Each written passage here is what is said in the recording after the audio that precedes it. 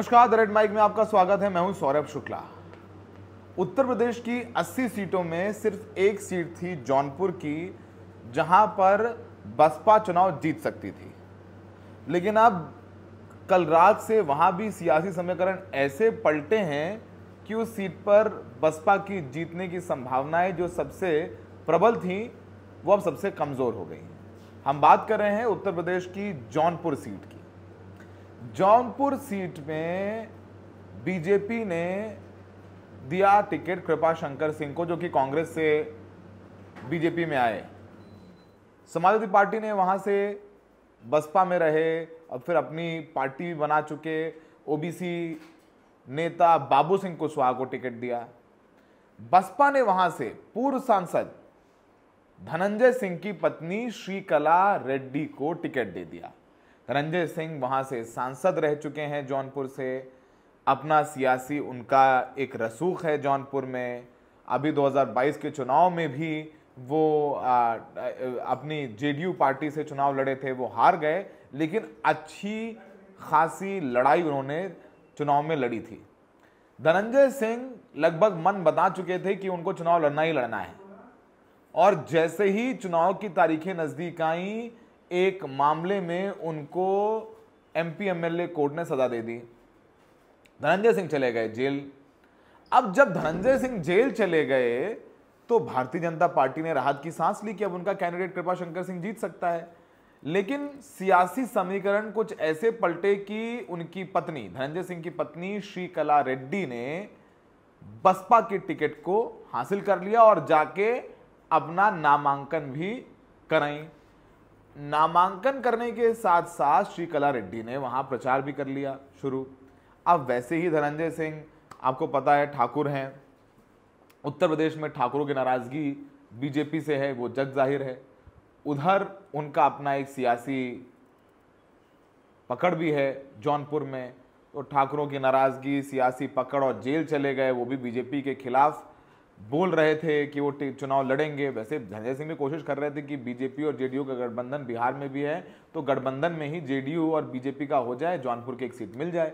लेकिन उन सब पर विराम लगा दिया। बीजेपी ने कहा no no, big no to Dhananjay Singh, क्योंकि अमित शाह कैंप धनंजय सिंह को बिल्कुल पसंद नहीं करता और योगी कैंप धनंजय सिंह को पसंद करता है। योगी से उनकी अच्छी नजदीकियां हैं, पर टिकटों में चली अमित शाह की। अब श्रीकला रेड्डी ने वहां प्रचार शुरू कर दिया। बसपा का माहौल ठीक हो गया, क्योंकि दलित अच्छे खासे तादाद में हैं, ठाकुर मिलते, तो एक सीट थी बसपा की जहां पर बसपा मजबूत लग रही थी और सब कुछ सियासी समीकरण सही बैठते और प्रचार बढ़िया रहता, मायावती मेहनत करती, तो वो सीट बसपा जीत सकती थी। लेकिन फिर कहानी में आया मोड़ ऐसा आया कि धनंजय सिंह को हाईकोर्ट से मिल गई जमानत। अब जब जमानत लेकर के धनंजय सिंह वापस आए तो कुछ हमारे सूत्र बताते हैं कि उनको फोन आए दिल्ली से और एक आध जगह कहीं से। उसके बाद धनंजय सिंह ने अपनी पत्नी को कहा कि ऐसा है, बसपा से चुनाव हम नहीं लड़ सकते हैं, आप बहन जी को फोन करके मना कर दीजिए कि आप चुनाव नहीं लड़ पाएंगे। श्रीकला रेड्डी ने 2 दिन पहले मायावती जी को फोन किया और बताया कि वो चुनाव नहीं लड़ पाएंगी। अब चुनाव नहीं लड़ पाएंगी ये कह के मना करती तो इज्जत खराब होती, तो फिर चला ये कि उनका टिकट कट गया श्रीकला रेड्डी का, जबकि असलियत है कि उन्होंने मना कर दिया चुनाव लड़ने से। धनंजय सिंह ने कहा कि हम चुनाव नहीं लड़ सकते। तो वहां से श्याम सिंह यादव को बसपा ने कल रात में 1 बजे मायावती जी ने फोन किया और श्याम सिंह यादव को टिकट दे दिया। श्याम सिंह यादव की ये तस्वीर और उनकी ये वीडियो हम आपको दिखा रहे हैं। श्याम सिंह यादव ने क्या कहा टिकट मिलने के बाद, आइए सुन लेते हैं। देखिए, मैं बड़ा सौभाग्यशाली हूँ कि आज जो रात बीती है, 1 बजे रात को माननीय बहन जी ने मुझे टेलीफोन किया और अपने आशीर्वाद से नवाजा कि आपको मैं फिर जौनपुर संसदीय क्षेत्र से पार्टी का उम्मीदवार बना रहा हूँ, अपने कागज़ वगैरह तैयार कर दो।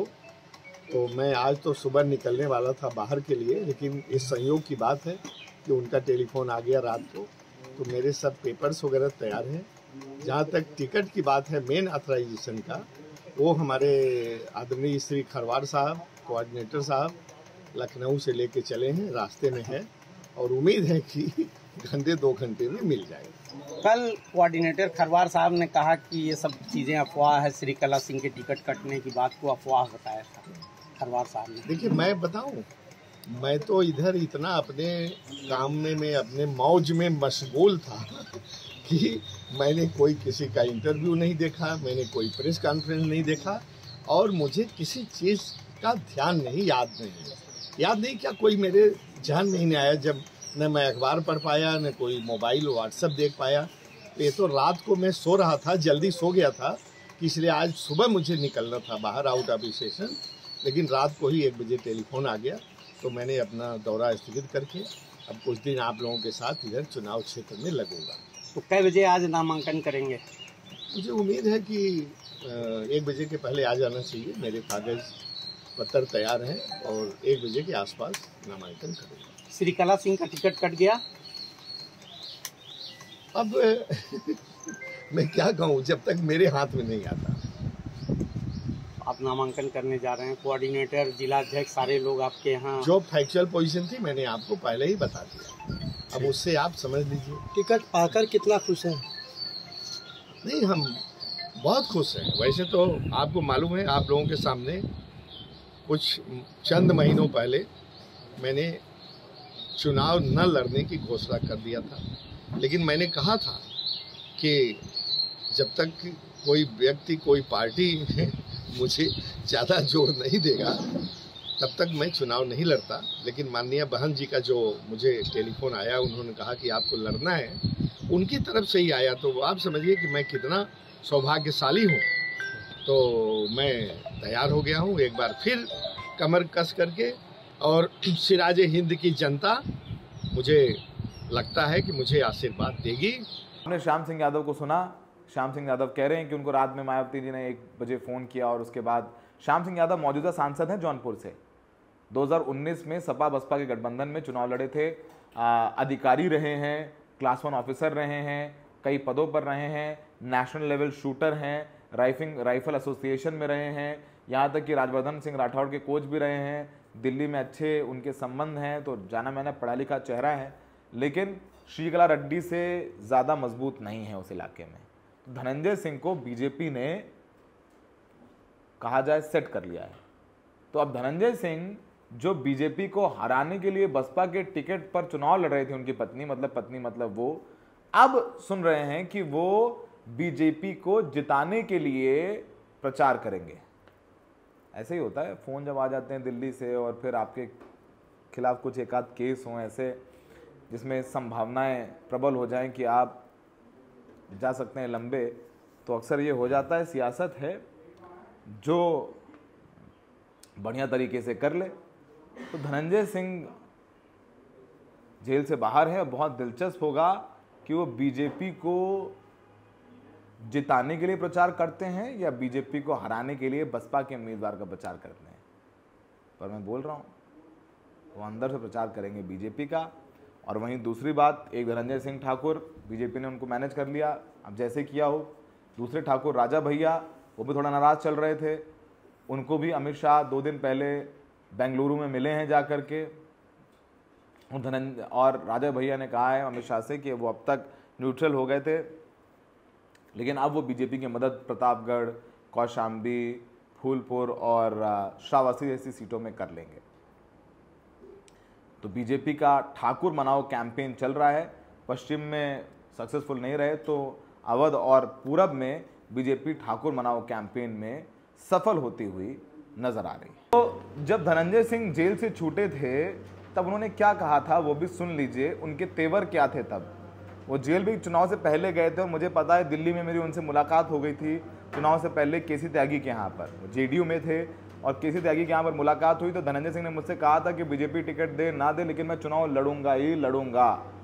तो जब जेल से छूटे धनंजय सिंह, तो धनंजय सिंह ने क्या कहा था, जरा उनकी बाइट सुन लीजिए और उनकी बाइट सुनने के बाद समझ में आएगा कि कैसे जेल छूटने के कुछ दिन बाद उनके तेवर बदल गए। उन्होंने अपनी पत्नी से कहा कि अब बीजेपी को जिताना नहीं है, सॉरी माफ़ कीजिएगा, बीजेपी को हराना नहीं है बसपा के टिकट से, अब टिकट वापस कर दो हम लोग या तो न्यूट्रल रहेंगे या बीजेपी की मदद करेंगे, ऐसा हमारे सूत्र बता रहे हैं। सर रूट क्या रहेगा आपका? सीधे क्या जौनपुर जाएंगे? सीधे जौनपुर। सर क्या निष्पक्ष चुनाव की उम्मीद है आपको? क्या निष्पक्ष चुनाव की उम्मीद है आपको? वो समय बताएगा, अभी जाने दीजिए।